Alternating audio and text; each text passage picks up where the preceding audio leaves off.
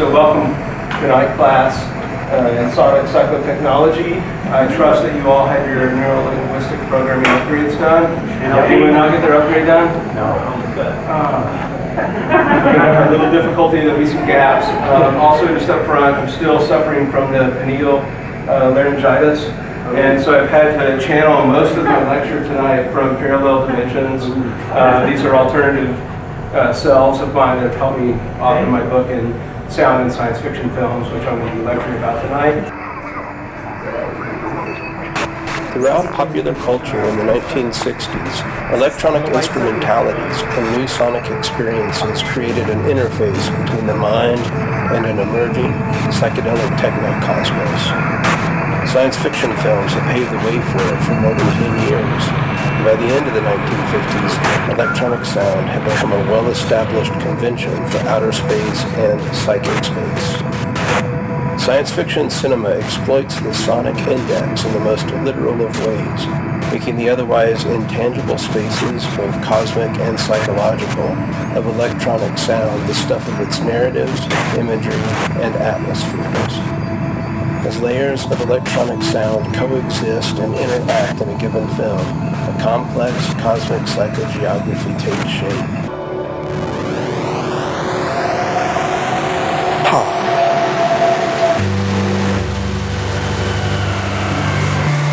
These alien novums developed a complex form of sonic psytech and opened up new domains of cinematic subdiegetics, along with psychological and technological events played out.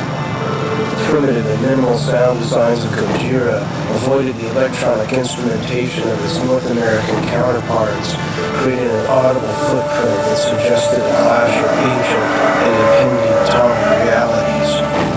Forbidden Planet's extreme electronic tonalities turned from traditional instrumental interfaces to instead develop a prototypical form of circuit bending, cybernetic programming, and the artificial life of biomedia.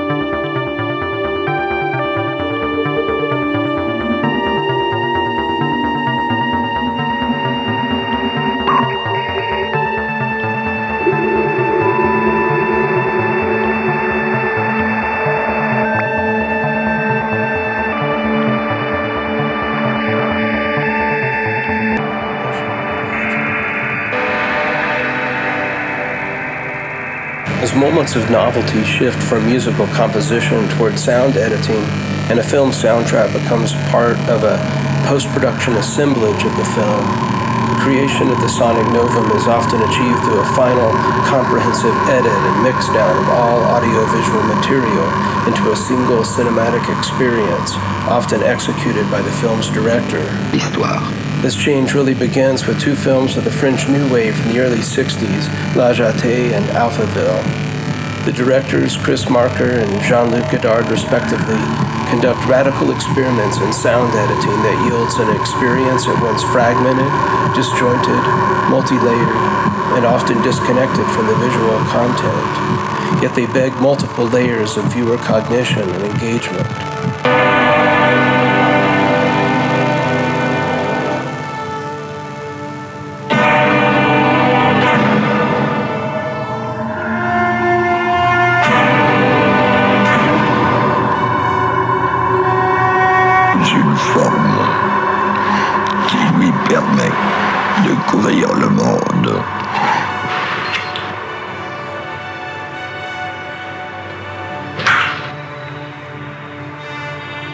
They also explore the capacity of cinema to transform time and consciousness through a common dedication to the assemblage of vast but ultimately broken sonic novums that completely permeate the cinematic experience.